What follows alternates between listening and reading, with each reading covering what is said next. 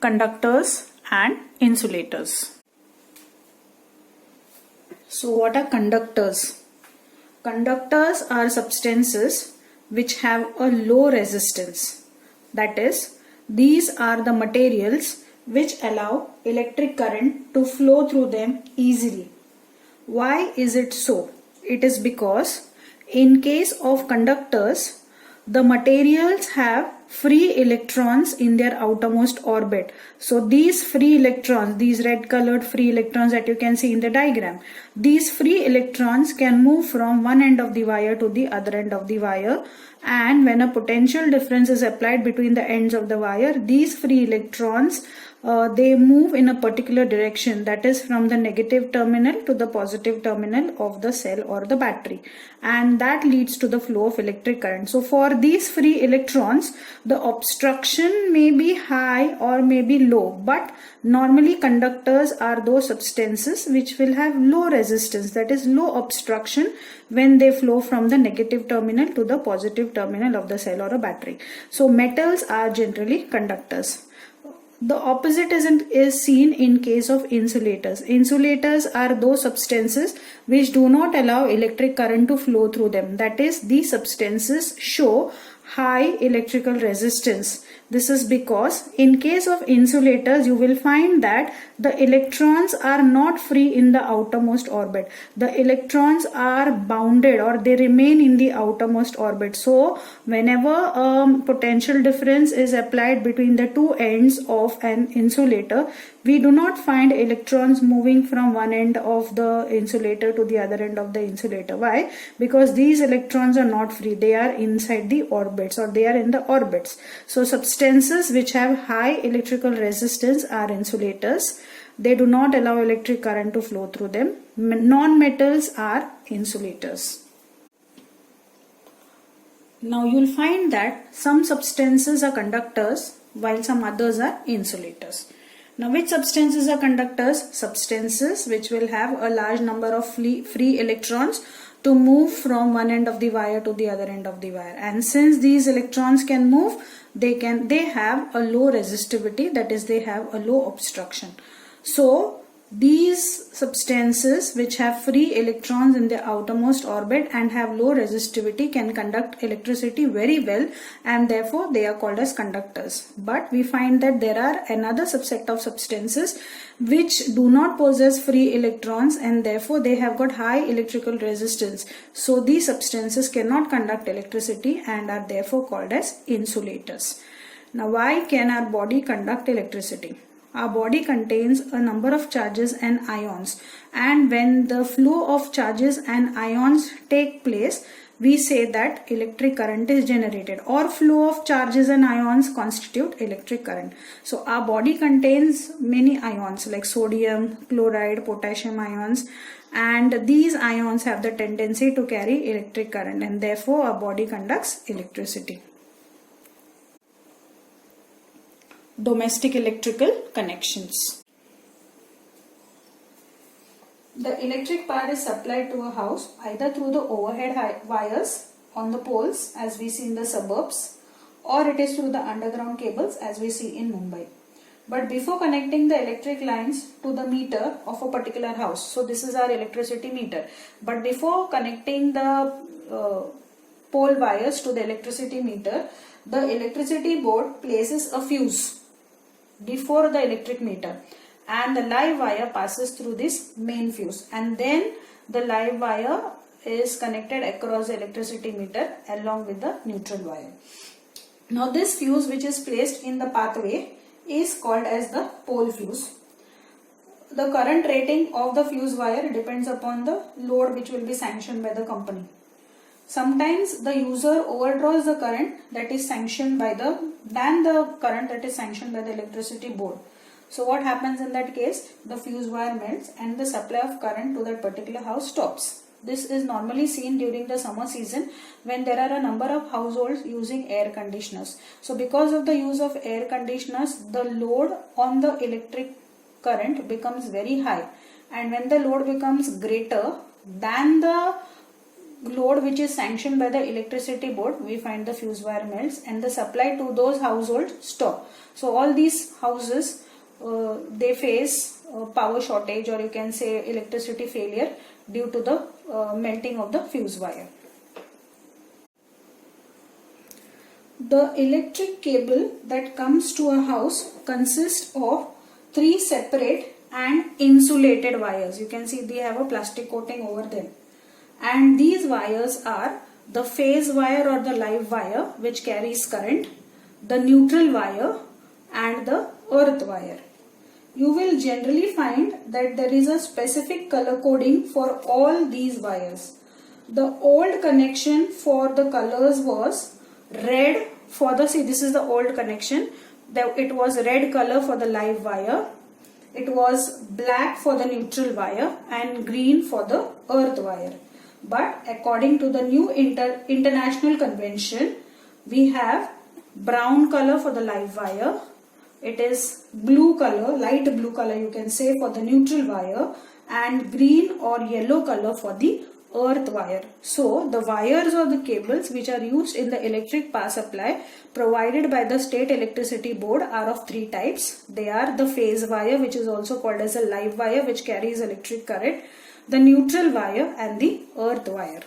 Remember the color coding for the wires. According to the new convention, the live wire is brown in color, the neutral wire is light blue in color and the earth wire is yellow or green in color.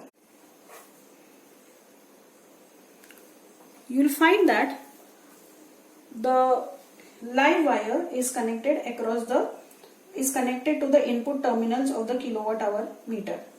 The kilowatt hour meter might be located, or it might be fixed in a household, or it could be at the ground floor of the building, where you will find all the meters connected together inside a meter box. The live wire which is coming out from the output terminal of the kilowatt hour meter has another fuse in it. Here you can see the consumer's fuse. So from the electricity meter, the neutral wire and the live wire and the neutral wire are connected to the main switch in the house, and from the main switch the live wire is connected across the consumer's fuse in the house. Now when the current is drawn from the pole wires, it is found that the potential difference between the live wire and the neutral wire is normally 220 volts to 250 volts in India. Also, you will find that when the different appliances at home are connected, then the connection is done in parallel.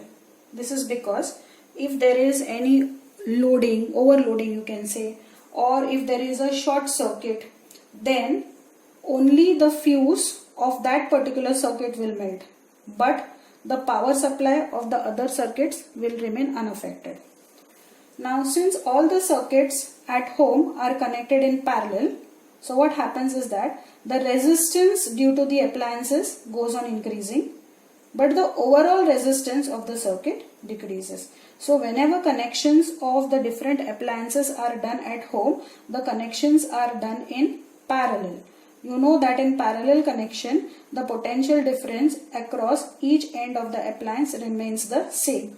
Also, if one of the appliances stops functioning, the other appliances still continue to work as normal. Electric fuse. Well children, we all are familiar with the fuse. A fuse is a safety device and it is used to protect the domestic electrical appliances. This fuse is considered to be the weakest point in the electric circuit, which can melt and break the circuit. When will the circuit break? When the circuit gets overloaded, because it withdraws a large amount of current. And when does the circuit when does the circuit withdraw large amounts of current? This is at the time of short circuit that can take place in across any household appliance, or it could be due to the fluctuation of current in the power supply system.